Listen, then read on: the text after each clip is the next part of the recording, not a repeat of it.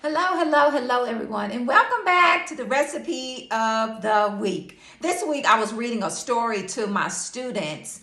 I do this thing called professional development where I'll show a video or read a story or something that the students can relate to get them to understand professional development and just some life lessons. And the story was called The Little Squeegee Bug. Long story short, the little squeegee bug wanted to be something that he wasn't designed and called to be. That's a word. Come on, somebody. How many times that we look at what somebody else had and think that we're supposed to have what they have? He wanted to be whatever he saw. Well, he saw a bee, and the bee had a stinger in the back of his tail. So he wanted a stinger. And he saw a spider. He saw different things, and he wanted to be just that. Well, you don't want to be a bee because a bee stings. And the book was basically saying hurt people. You don't want to sting anyone. You want to lift people up. Well, long story even shorter, he found his value, he found his way as he journeyed through life. Come on, somebody. As we journey through life, we begin to understand who we are and what our purpose is. So that brings me to the story and the recipe of the week. My favorite guy, my homeboy in the Bible, David. David is my absolute favorite. David had mega favor in and with the Lord. There are times where we look at people's lives and we think, oh my goodness, they got it going on. Well, you don't know the favor that they have on their life. It's not necessarily finances all the time, because somebody say, touch your neighbor and say, favor is better than finances any day. But you don't know what the person has had to journey through to have that favor to shadow and cover over their lives. I wanted to talk about David. 1 Samuel chapter 17. Please read the whole passage of scripture. It is phenomenal. I was reading and studying and just laughing because everything that you need is in the Bible. Every single thing that you need is in the Bible. So I'm going to make it short and then bring it on home. This is about the story of David and Goliath. Well, the older brothers, the Bible, the version that I read, I'm just stuttering, when I get excited about the word of God. I'm reading the Amplified version, 1 Samuel chapter 17, and I'll give you the short version of it. The Bible says that basically David was the shepherd's boy, and this is what he did every day. He tended to the sheep. To me, that was so prophetic because we're the sheep, the Lord is the shepherd. So the Lord had David covering the sheep. That says David was a pastor. David was, he was prophetic. Well, I'll go on. I'm getting ahead of myself. David tended to the sheep. The Bible says in the Amplified version, you got to get the words. It said his older brothers followed Saul into battle. David didn't follow Saul into battle because David had his own, somebody said his own purpose and his own journey. So David's father wanted him to take them something to eat while they were in battle. So to me, that was prophetic as well, because the word of God is what we eat. Come on, somebody. But David was taking them something to eat to refresh them, because when you're in battle, you need a refreshing. So David was taking them something to eat. So while he was taking something to eat, one of the brothers got jealous, was angry because David was inquiring about what was going on. What was Goliath doing? And the Bible stated that they had been in this thing for 40 days. And nobody defeated Goliath yet.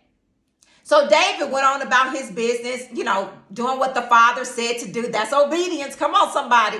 Doing what the father said to do. And as he was traveling, like I said, he asked the question, what's going on? And I'm going to paraphrase a little bit because you got to read for yourself. What's going on here? Why are we still here? Why is this man not dead yet? I'm paraphrasing. You got to go back and read it for yourself. Long story even short, the person that killed would get a reward. I think your taxes knocked off, and you would also get the daughter of Saul and some other stuff. Long story even shorter, David stepped up on the scene and said, hey, I'm paraphrasing again, I'm using my spiritual imagination. David stepped up on the scene and said, hey, I got this. I can do this, Saul. What's up? I got this. I can do this. Saul was just like, you can't do this. You're too young. Saul didn't see the anointing that David had on his life. Come on, somebody. Sometimes people underestimate who you are because of a certain way you look. And you could be just full of power, because David was. He was full of power. Previously, he had already killed the bear and the lion. So he told him what he did. He told Saul what he did. I did this. I did this. I can do this. I got this. Long story even shorter. Saul put his armor on David so David could defeat Goliath. Press pause, somebody. We cannot wear what is somebody else's. We have to wear what's ours. Like in the book that I was reading to my students, the little squeegee book, at the end, his purpose was to have a light on his tail, to shine. His purpose was not to have a stinger on the back of his tail. That was the bee's purpose. But the little squeegee bug wanted the stinger. You cannot wear what's not yours. That's a word for somebody. You cannot wear and have what is not yours, because what God has for you is for you. So let's get into this word. After he put the armor on, David was like, I can't do this. This is not mine. Paraphrasing again, using my spiritual imagination. This is not mine. I can't wear this. I'm going to take this off, and I am going to use what the Lord gave me to defeat this Philistine, which is Goliath. Once again, 1 Samuel chapter 17, Amplified Version, and the word of the Lord reads, I'm starting at verse 41. The Philistine came and approached David with his shield bearer in front of him. That's Goliath. Verse 42. When the Philistine looked around and saw David, he derided him because he was just a young man with a ruddy complexion and handsome appearance. So when I looked at that word derided, it means just kind of made fun, ridiculed.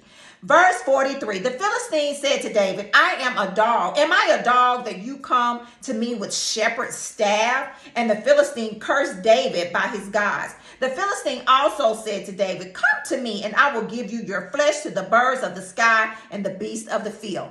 Verse 45, then David said to the Philistine, and this is my part here, this is the meat of the matter. You come to me with a sword and a spear and a javelin, but I come to you in the name of the host, the God of the armies of Israel, whom you have taunted. 46, this day the Lord would hand you over. He's speaking prophetically. This day the Lord will hand you over to me, and I will strike you down and cut off your head. And I will give the corpse of the army of the Philistines this day to the birds of the sky and the wild beasts of the earth, so that all the earth may know that there is a God in Israel. Verse 47. And that this entire assembly may know, everybody that was standing around, may know that the Lord does not save with the sword or with the spear. For the battle, somebody say the battle, is the Lord's, and he will hand you over to us. Period. Because David, when you go on and read, David handled him with a slingshot and some stones, knocked him out. Everybody else had on armor. The Goliath had a javelin. Long story short, like David said, he prophetically spoke, because you got to watch what you say out of your mouth, because what you say, so it shall be. What you say, so it shall be. David spoke it, killed him, end of the story. Got to read it for yourself. Phenomenal, phenomenal, phenomenal story. And it has so much in it. What God has for you is for you. Don't worry about what somebody else has. Don't worry about the favor that's on somebody else's life. Don't worry about the finances somebody else has. Don't worry about nothing that somebody else has, because what God has for you is for you. So Father, in the name of Jesus, we come to you first of all saying, thank you, Lord.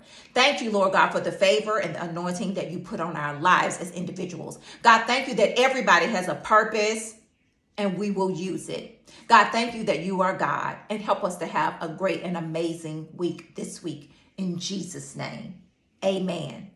You guys have an amazing week, and remember, stay in your lane. Worry about what's yours and not what somebody else is doing or what they have. And I wanted to speak about this a little bit. Everybody is so wrapped up into what T.D. Jakes had going on, what William Murphy had going on, what Cat Williams had going on. Stay in your lane. Worry about what God has going on, not what anybody else is doing. I guess it's entertainment, but it's a distraction. And people were so judgmental about situations that we know nothing about. You can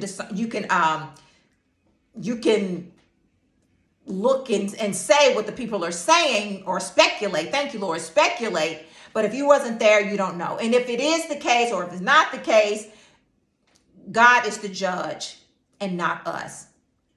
That's free. You guys have an amazing week. Stay in your lane. That's the lane where God is. Love you, but most of all, God loves you bigger and better than I ever could.